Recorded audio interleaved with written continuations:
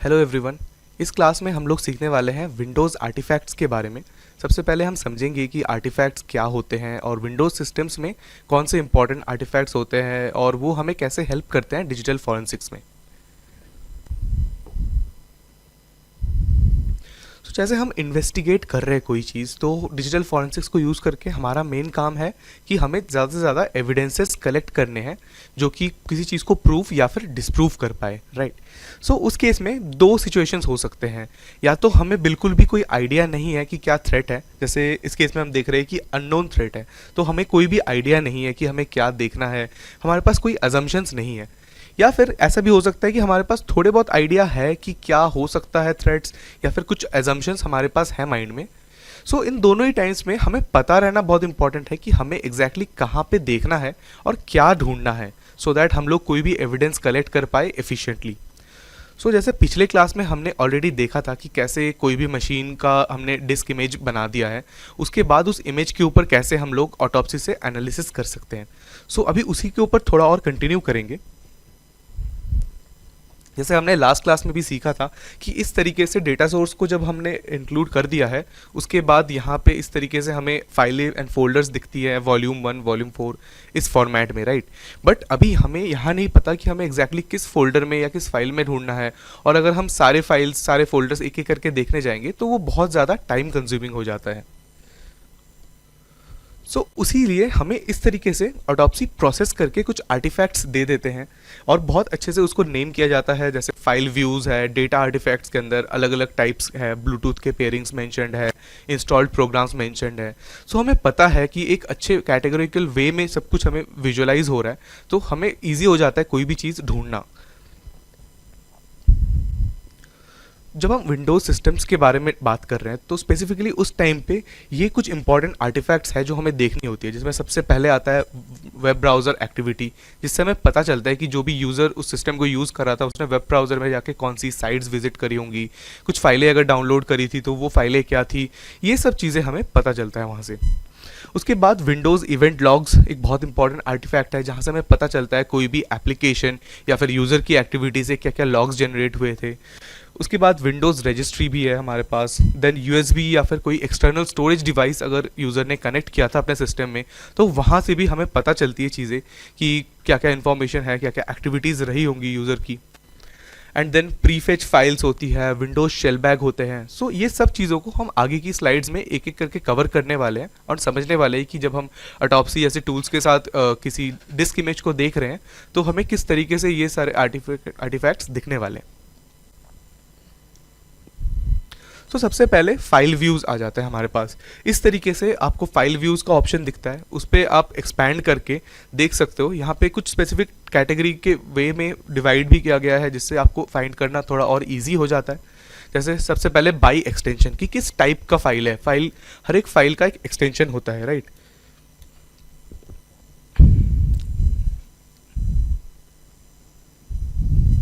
जैसे एग्जाम्पल के लिए कोई भी अगर पीडीएफ डॉक्यूमेंट फाइल है तो उसको हम बोल सकते हैं ऐसे डॉक्यूमेंट, अगर उसका फाइल का नाम है तो उसके बाद डॉट के बाद हम उस फाइल का ऐसे एक्सटेंशन लिख रहे होते हैं। सो इसको बोलते हैं फाइल का एक्सटेंशन। इससे हमें पता चलता है कि वो किस टाइप का फाइल है। सो एग्जैक्टली उसी चीज़ को यूज़ करके यहाँ पे आप देख सकते हो कि इमेजेस, वीडियोस, ऑडियोज इस तरीके से कैटेगराइज वे में स्टोर किया गया है, सो दैट हमें पता है कि अगर हमें पीडीएफ सर्च करना है तो हम इजीली पीडीएफ फोल्डर ओपन कर सकते हैं, या फिर अगर हमें इमेज फाइल्स ढूंढनी है तो हम डायरेक्टली इमेज में जाके फाइल ढूंढ सकते हैं। उसके बाद माइम टाइप से या फिर which is multipurpose internet mail extensions format, जो कि ईमेल मैसेजेस के लिए फॉर्मेट है, उसको यूज़ करके हम लोग डिवाइड करके रखा गया है। या फिर साइज़ के हिसाब से भी अलग अलग फोल्डर्स में अलग अलग कैटेगरीज में डिवाइडेड है। सो इस तरीके से हम फाइल्स को व्यू कर सकते हैं। अगला है कि डिलीटेड फाइल्स। अभी जो फाइल सिस्टम में पड़ी है वो तो ठीक है, मुझे वहाँ से दिख गया, बट अगर कोई फाइल्स यूज़र ने डिलीट कर दी है तो उस केस में यहाँ पे डिलीटेड फाइल्स का भी आर्टिफैक्ट्स यहाँ पे हम देख सकते हैं, जहाँ पे जाके हम व्यू कर सकते हैं कि कोई फाइल अगर डिलीट कर दी गई थी तो वो कौन सी फाइल थी, राइट। जैसे हमने पिछले क्लास में डेमो में भी देखा था। अगला है कि ओएस अकाउंट्स, जो हम डिस्क इमेज के साथ काम कर रहे हैं उसमें कौन से यूज़र अकाउंट्स प्रेजेंट है, वो भी बहुत इंपॉर्टेंट है, जिससे हमें पता चल सकता है कि किस यूज़र ने कोई मलिशियस एक्टिविटी करी होगी, राइट। जैसे यहाँ पे हमें मल्टीपल यूज़र्स दिख रहे हैं और यहाँ पे उसकी आईडी मेंशन्ड है। देन अगेन लॉगिन के लिए वो यूज़र कौन सा नेम यूज़ करता है, उसकी यहाँ पे होस्ट फाइल मेंशन्ड है, एंड सिमिलरली यहाँ पे कब क्रिएट हुआ था वो यूज़र, उसका भी डेट एंड टाइम मेंशन्ड है। अगला आ जाता है वेब अकाउंट्स। वेब अकाउंट्स से हमें पता चलेगा कि ऑनलाइन उसमें कौन सी अकाउंट्स की क्रेडेंशियल्स में भी मेंशन्ड है, कौन सी साइट्स पे उन्होंने अकाउंट बना रखा है। देन वेब कैश, जैसे हम ब्राउज करते हैं वेबसाइट्स को, राइट, तो वो वेबसाइट्स को कैश करते हैं हमारे ब्राउजर, तो वो सब भी सिस्टम में ही लोकल स्टोरेज में सेव हो रहा है, तो हम उनको यहाँ पे जाके व्यू कर सकते हैं। एंड देन हम कुकीज़ को देख सकते हैं, यहाँ पे कुकीज़ से हम लोग देख सकते हैं कि कौन से यूज़र अकाउंट्स कौन से वेबसाइट्स में उन्होंने मे बी लॉगिन किया होगा, या फिर कुछ और कुकीज़ है वहाँ पे प्रेजेंट। उसके बाद सबसे इंपॉर्टेंट हम डाउनलोड्स को चेक कर सकते हैं कि कौन सी वेबसाइट से क्या क्या फाइलें डाउनलोड हुई होंगी। सो यहाँ से आप देख सकते हो कि डाउनलोड का पाथ मेंशन्ड है, एंड यहाँ पे यूआरएल भी मेंशन्ड है कि कौन से साइट से डाउनलोड हुआ था। एंड जो हाईलाइटेड है यहाँ पे आप देख सकते हो, ये एक .bat फाइल है, दैट मीन्स ये एक पावरशेल स्क्रिप्ट फाइल है।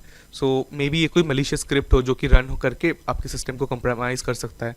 सो ये सब डिटेल्स आपको यहाँ पे एक एक करके जब आप आर्टिफैक्ट्स वाइज आप ढूंढते हो तो आपको मिलता है। वेब सर्च से हमें सर्च हिस्ट्री मिलती है कि यूज़र ने किस टाइप की चीज़ें सर्च की होंगी, तो उससे भी हमें काफ़ी टाइम चीज़ें पता लगती है। नेक्स्ट है यूएसबी डिवाइसेस। जैसे आप देख सकते हो डेटा आर्टिफैक्ट्स में ही यूएसबी अटैच्ड का ऑप्शन है, यहाँ पे जब आप क्लिक करते हो तो इस तरीके से आपको एक टेबुलर फॉर्म में शो होता है कि कौन से डिवाइसेस कनेक्ट हुए हैं, उस डिवाइस के मैन्युफैक्चरर का नाम मेंशन है, मॉडल एंड डिवाइस की आईडी तक आपको मिल जाती है वहाँ से। सो इस टाइप की इन्फॉर्मेशन भी काफ़ी इंपॉर्टेंट है। सो नेक्स्ट आता है एक बहुत ही इंपॉर्टेंट आर्टिफैक्ट है which is known as shell bags. So shell bag क्या होता है, विंडोज रजिस्ट्री में एक इंपॉर्टेंट आर्टिफैक्ट है जो कि ट्रैक करता है कि यूज़र ने अपने फोल्डर्स में क्या व्यू सेटिंग्स सेट कर रखे हैं। So shell bags basically stored रहते हैं विंडोज रजिस्ट्री के अंदर ntuser.dat या फिर user class dot dat file में, right. User class dot dat जो है हर यूज़र के लिए बनता है। इससे पता चलता है सिस्टम को कि अगर कोई यूज़र लॉगिन है, सपोज आपने कोई स्पेसिफिक टाइप का व्यू आपने सेट कर रखा है किसी फोल्डर के अंदर, तो वो उसी टाइप से व्यू हो जब आप उस फोल्डर को ओपन करते हो। अब ये इसका पर्पस था कि जिससे कि प्रेफरेंसेस जो यूज़र के है उसको पता करना, बट फॉरेंसिक्स में इसका रिलेवेंस क्या बन जाता है कि इससे हमें ट्रैक करने में इजी हो जाता है कि कौन से यूज़र ने कौन से डायरेक्टरी को एक्सेस किया है, कितनी बार एक्सेस किया है। तो इस तरीके से हम एक इंसाइट्स ले सकते हैं उस यूज़र के बिहेवियर पे, जो भी उसने एक्सेस किया है नेटवर्क को या फिर यूएसबी डिवाइसेस ड्राइव्स उसने अटैच करे हैं, उन सब का हमें एक बढ़िया सा ओवरव्यू मिल जाता है। एंड इससे आप ट्रैक कर सकते हो कि कौन से फोल्डर पाथ्स या फिर हायरार्कीज पे यूज़र गया है। एक्सेस के टाइम स्टैम्प्स भी आपको मिलता है जिससे कि आप एक टाइमलाइन ट्रेस कर सकते हो कि कब इस यूज़र ने कौन से डायरेक्टरी को स्पेसिफिकली एक्सेस किया था। सो इस तरीके से आप शेल बैग्स पे जब आप क्लिक करते हो तो आपको यहाँ पे दिखता है कि user class dot dat file है, एंड देन पाथ आपको दिख रहा है कि कौन से फोल्डर है, क्या की है, राइट। सो ये सब डिटेल्स आपको यहाँ पे मिल जाता है।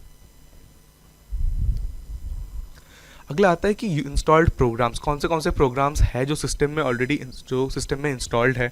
तो वहाँ पे भी आप सिंपली यहाँ पे इंस्टॉल्ड प्रोग्राम्स पे जब आप क्लिक करते हो आपको यहाँ पे इन्फॉर्मेशन भी मिलता है कि कितने प्रोग्राम्स है जो इंस्टॉल्ड है, एंड देन इस तरीके से आप टेबुलर फॉर्म में जाके डिटेल व्यू कर सकते हो कि जैसे यहाँ पे mplayer2 कोई प्रोग्राम है जो कि इंस्टॉल्ड है और उसका सोर्स भी आपको वहाँ से मिल जाता है।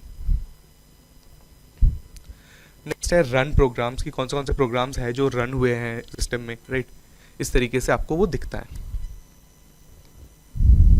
नेक्स्ट आप किसी कीवर्ड के साथ सर्च भी कर सकते हो, जैसे आपकी अगर कोई स्पेसिफिक कीवर्ड्स है आप देख सकते हो, आप देखना चाहते हो कि अगर कोई कॉन्फिडेंशियल फाइल्स बनी हुई है या फिर कोई मे बी मलिशियस प्रोग्राम्स के लिए आपको कोई कीवर्ड मिला हुआ है, सो आप उसको सिंपली यहाँ पे सर्च कर सकते हो। एंड जब आप सर्च करोगे तो वो यहाँ पे कीवर्ड वाइज सर्च करके आपको फाइंड करके शो करेगा, राइट। सो इस तरीके से आप देख सकते हो।